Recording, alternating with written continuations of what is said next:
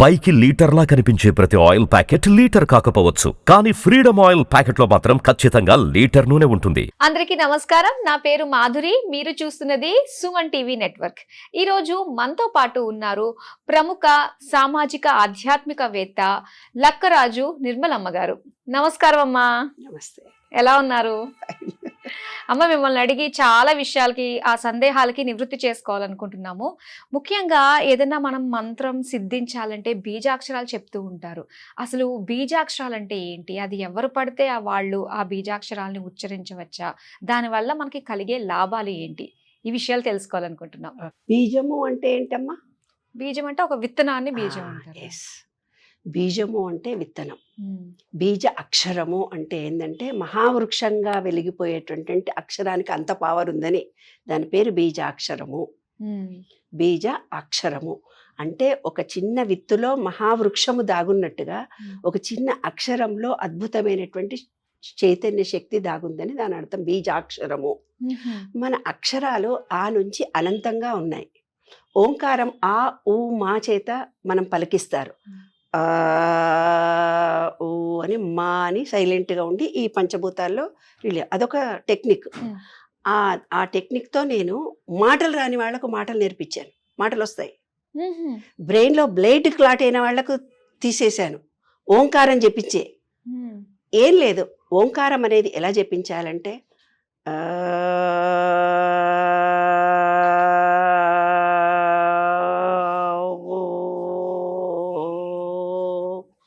మా అనేది ఎంత సైలెంట్గా ఉంచితే ఆ ఊ మా అనే అక్షరాల చేత వెలువడిన శబ్దశక్తి ఏదైతే ఉందో, కన్ను ముక్కు చెవి పంచేంద్రియాలను మూసిన తర్వాత ఆ పవర్ వైబ్రేషన్ కలిగిస్తుంది తలలో. ఏ లోపమున్నా పోతుంది. ఓంకారం అలా చెప్పించారు. ఓం ఓం ఓం ఓం అంటుంటారు యోగా టీచర్లు వాళ్ళందరూ. పాపం తెలియదు, నిజానికి తెలియదు నాన్న. తెలిస్తే కరెక్ట్గానే పలుకుతారు. ట్రైన్డ్ చేసే వాళ్ళు ఎవరు లేరు. మళ్ళీ ఇంకొకసారి చెప్తాను విను. ఆ పలికి ఊ పలికి మా అనే శబ్దాన్ని నా మనసులోనే వైబ్రేషన్ తీసుకొస్తున్నాను.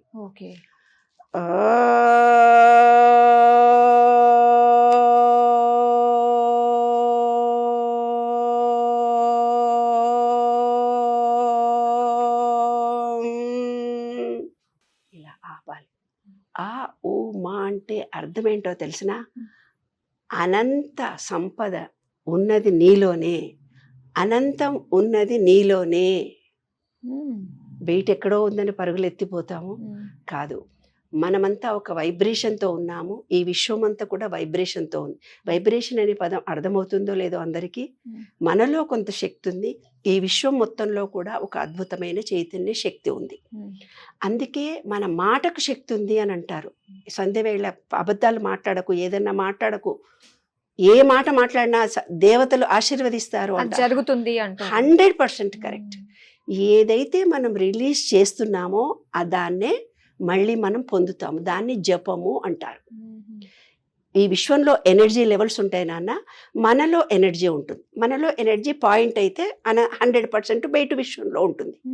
ఈ ఎనర్జీ మారిపోతూ ఉంటుంది. ఎప్పుడైతే మనలో వీక్నెస్ వచ్చినప్పుడు, నెగిటివిటీ మన దగ్గరికి ఎక్కువ వస్తున్నప్పుడు ఎనర్జీ లెవెల్స్ మారుతుంటాయి. అవి మారకుండా బీజాక్షరాల చేత మనం ప్లేస్మెంట్ చేసుకోవాలని మన పెద్దలు మనకిచ్చారు. మనం చేస్తున్న ప్రతి దేవతకు ఒక బీజాక్షరం ఉంది. ఎందుకుంది? ఓం అనేది విశ్వంలో ఉన్నటువంటిది. సూర్యుల్లోనూ భూమిలోనూ సముద్రంలోనూ ఓంకారం ఉంది. అదే ఓంకారం మనలో కూడా ఉంది. ఆ ఓంకారం ఎలా ఉంది? ఇప్పుడు మీ ఇయర్ ఫోన్స్ పెట్టుకొని డాన్స్ చేస్తూ ఉంటారు. ఎందుకు? పాటలు పెట్టుకొని పాటలతో మైమరిపించిపోతారు. పూర్వకాలం ఋషులు ఓంకారాన్ని జపించి విశ్వంలో ఉండే ఓంకారము తన ఓంకారము లయమై ఉండేది. దాన్నే వాళ్ళు మోక్షము అన్నారు. మోక్షం అంటే వాళ్ళు ఎక్కడికో వెళ్ళిపోలేదు, ఆకాశంలో అంతా పరిగెత్తుకుంటూ పోలేదు. అది వేరే విద్యలు. ఆకాశంలో కనిపించకుండా ఉండడం, ఆకాశంలో తేలడం ఒక విద్యలు అంతే. అవి కూడా కొన్ని రకాలైన విద్యలు. కానీ మోక్షము అంటే మనం ఎక్కడికో వెళ్తాము. అమోఘమైన మోక్షము అంటే విశ్వంలో వస్తున్న ఓంకారము మన ఓంకారము లయమైపోయినప్పుడు అద్భుతమైనటువంటి చైతన్య శక్తి ఒకటిగా ఉన్నప్పుడు ఆనందం, బ్రహ్మానందం కలుగుతుంది. దాన్నే మోక్షము అన్నారనమాట. అలాగే మరి మీరు బీజాక్షరాలు ప్రతి ఒక్క దేవి దేవతలు కూడా ఉన్నాయి, సెపరేట్ గా అన్నారు. Yes. లలితమ్మ వారి బీజాక్షరం ఓం ఐం హ్రీం శ్రీం శ్రీమాత్రే నమః. ఓం మామూలు మా ప్రతిదానికి ఓం అని పలుకుతాం. ఓ ఐం ఐం అనే బీజాక్షరము సరస్వతీదేవి. ఓం ఐం హ్రీం శక్తి పార్వతీదేవిది. ఓం ఐం హ్రీం శ్రీం శ్రీం లక్ష్మీదేవి. త్రిశక్తి రూపంగా ఉన్న అమ్మవారా లలిత అమ్మవారా అని. అయితే మీరు ఢిల్లీకి ఒక కోడ్తో ఫోన్ చేస్తారు, మెడ్రాస్ ఫోన్ చేయాలన్నా, యుఎస్ ఫోన్ చేయాలన్నా మీ సెల్ ఫోన్లో కోడ్ మారుస్తారు కదా. అలాగే మనం ఆ దేవతలను చేరుకోవాలి అంటే గ్లౌం గం గణపతే వరవరద సర్వజనం మే వశమానాయ స్వాహ అనే మూలాధార చక్రానికి వినాయకుడికి ఉండేటువంటిది. మన మూలాధార చక్రం యాక్టివేట్గా లేకపోతే జుట్టు రాలడము, పళ్ళు ఊడిపోవడము, మోకాళ్ళ నొప్పులు జరుగుతాయి. నేచర్ క్యూర్లో మట్టి పూసడం అదే. ఎప్పుడూ కాళ్ళకు చెప్పులు లేకుండా చెప్పులు వేసుకొనే నడుస్తూ ఉంటే ఆ మూలాధార చక్రం క్లోజ్ అయిపోతుంది. మట్టితో మనకు అనుబంధం. విశ్వంలో పంచభూతాలంటే మన శరీరంలో పంచభూతాలు ఉన్నాయి కాబట్టి మన పంచభూతాలను యాక్టివేట్ కావాలంటే కాళ్ళకు చెప్పులు లేకుండా భూమిలో నడవాలి. నాయన 11 గరికతో పూజ చేయండి రా బామంటే అవి కూడా రెడీమేడ్గా తెచ్చి వినాయకుడికి వేసేస్తున్నాం. ఓం గ్లౌం గం గణపతే వరవరద సర్వజనం మే వశమానాయ స్వాహ అనేది వినాయకుడికి లక్ష్మీ గణపతి బీజాక్షరం. లం అనే బీజాక్షరాన్ని గనక మనం జపిస్తే జుట్టు ఊడిపోయే వాళ్ళు, మోకాళ్ళు అరిగిపోయిన వాళ్ళు, మన మూలాధార చక్రము ఓంకార రూపంలో ఉంటుంది. వినాయకుడి రూపం అది ఉంటుంది. ఒక ఏనుగు ఇలా ఎత్తినట్టుగా ఉంటుంది. దానికి ఒక సీక్రెట్ కోడ్స్ ఇచ్చారు మన పెద్దవాళ్ళు, బొమ్మల చేత మనకు అర్థం చేయించారు. సీక్రెట్ లో పాపం వాళ్ళే ఉంచలేదు. మీరు వైఫై అంటే సీక్రెట్ ఉంచారా? ఇప్పుడు ఫేస్బుక్ అంటే సీక్రెట్ ఉంచారా? ఆ కంప్యూటర్ నెట్ నాలెడ్జ్ అంతా మీకుంది, మరి మాకు లేదుగా. ఆ కాలంలో సంస్కృతమే ఉంది కాబట్టి సంస్కృత టెర్మినాలజీ ఆత్మ, పరమాత్మ, దైవము, మోక్షము అని పెట్టారు. ఈ బీజాక్షరాలలో ముఖ్యంగా ఉండాల్సింది ఏమిటిదంటే ఒక్కొక్క దేవుడికి ఒక్కొక్క బీజాక్షరం ఉంది కదా. ఇవాళ మనం అందరం ఏం జపం చేస్తున్నాం? నాకు షుగర్ వచ్చింది, నాకు బీపీ వచ్చింది, నాకు కాళ్ళ నొప్పులు ఉన్నాయి, ఆమె మొగుడు ఇడిచిపెట్టినాడు కదా, ఆమెకు ఇల్లు లేదు కదా, ఆమె కొడుకుకు యాక్సిడెంట్ అయింది, ఇలా 10 మంది అనేసరికి ఎవరైతే నా కాళ్ళ నొప్పులు వచ్చినాయి, నాకు షుగర్ ఉంది, బీపీ ఉందని 24 గంటలు జపం చేస్తున్నారో వాళ్ళకి అదే వస్తుంది. ఆ శబ్దశక్తి చేత వాళ్లకు ఆ రోగాలు ఎక్కువ అవుతాయి. నాకే కష్టాలు ఉన్నాయి, కష్టాలు నిరంతరం ఏడుస్తూ సింపతి కావాలని కోరుకుంటూ ఏడుస్తూ ఉంటారు. అది కూడా ఒక జపమే. ఆ జపం ద్వారా వాళ్ళకి దరిద్రమే ఉంటుంది. నాకు డబ్బులు లేవు, ఈ ఉద్యోగం బాగాలేదు, ఏ ఉద్యోగంలో ఉన్నా అట్లాగే బాగాలేకుండానే ఉంటారు వాళ్ళు. కాబట్టి అక్షరానికి ఒక పవర్ ఉంది, దాన్నే బీజాక్షరము అంటారు. కాబట్టి లక్ష్మీ గణపతికి ఒకటి ఉంది, అమ్మవారికి ఒకటి ఉంది. ఓం భూర్భువస్వ గాయత్రి మంత్రానికి ఒకటి ఉంది. గాయత్రి మంత్రం జపిస్తే ఆ పవర్ 32,000 నాడులను 62,000 నాడులను యాక్టివేట్ చేస్తుంది. త్రయంబకం యజామహే అనేది మీరు గనక జపం చేస్తే, ఆ మంత్రాన్ని జపం చేస్తే ఆయురారోగ్యం, ఎంత మంచి అనారోగ్యం ఉన్నోడనే ఆరోగ్యం అయిపోతాడు. ఒక శివలింగాన్ని పెట్టుకొని నీళ్లు తీసుకొని ఆ నీళ్లతో త్రయంబకం యజామహే 108 టైం చేసి ఆ నీళ్లు మీరు తాగండి, మీకు అసలు రోగమే రాదు. ఎటువంటి జబ్బులైనా నయమైపోతాయి. కానీ దీనికి నమ్మకము, విశ్వాసము అనేది ఒకటి ఉండాలి. అయితే మీరు అన్నారు కదా పేర్లలో కూడా బీజాక్షరాలు ఉంటాయని చెప్పేసి, అంటే అప్పుడు మనకు పెట్టుకున్న పేర్లలో కూడా మనకు ఉంటాయంటమ్మా బీజాక్షరాలు? కంపల్సరీ ఉంటుంది. లక్ష్మి, లచ్చమ్మ అని పిలుస్తారు. ఏవో ఒక్కొక్క పేర్లు ఉంటే బుజ్జి అని పిలుస్తారు, కాకి అని పిలుస్తారు, లక్కీ అని పిలుస్తారు, ఏదేదో పిచ్చి పిచ్చి పేర్లు పెట్టి పిలుస్తారు. వాళ్ళ పేరు నిజంగా వేరే. లక్ష్మి అని అంటే లక్ష్మీ కటాక్షం చాలా ఉంటుంది. నారసింహ అని అంటే నరసింహస్వామి గురు రూపంలో ఉండేటువంటి కోపంకి కొంచెం 50% వాళ్ళ కోపం వస్తుంది. ప్రతి మనిషి పేరులో ఉన్నటువంటి అక్షరాలు పలుకుతూ మన పిల్లలకు కూడా మనం, అందుకే ఏంటి టా చాలా మంచి పేరు, శ్రీ ఏ అక్షరాన్నైనా నువ్వు డబుల్ రిపీట్ చేస్తే ఆ అక్షరంతో వాళ్ళు హైలైట్ అవుతారు. రామోజీరావు, ఆర్ అనే అక్షరం రక్త బీజాక్షరం కాబట్టి ఆర్ అనే పేరుతో ఏ పేరున్న వాళ్ళు పైకే వస్తారు నాన్న. ఇంత చిన్న విషయంలో కూడా ఆర్ అనే రామారావు, రాజారావు, అలా రామ అనే పేరు మనం ఎందుకు రాస్తాం? అన్నిసార్లు మైండ్ అండ్ హైండ్ కోఆర్డినేషన్ కలగడానికి 1000 సార్లు రాయండి, 1 కోటి రాయండి అని చెప్పారు పెద్దవాళ్ళు. కాబట్టి ప్రతి బీజాక్షరానికి ఒక పవర్ ఉందమ్మా. మాటకే కాదు, మన ఆలోచనకు కూడా పవర్ ఉంది. ఏ ఆలోచన అయితే నువ్వు చేస్తావు అదే నీ కర్మ. అయితే మనకి మన పేర్లలో కూడా ఇంత బలం ఉంటుంది, బీజాక్షరాలు ఉన్నాయి అనుకున్నప్పుడు మరి జాతక పరంగా చూసుకున్నట్లయితే మరి జాతక పాత్ర ఎంత వరకు ఉంటుంది మనిషి పైన? జాతకాలు అనేవి జాతకాలు అనేవి మన మీద ఆధారపడి ఉంటాయి. ఎందుకు ఆధారపడి ఉంటాయంటే, మేము జాతకాలు మా నాన్నగారు పుట్టి పెరిగినప్పటి నుంచి లక్కరాజు రాఘవరావు అంటే జాతకాల్లో గొప్ప వేదాంత పండితుడు మా నాన్న. ఇలా వస్తే మొహం మీద చెప్పేవాడు.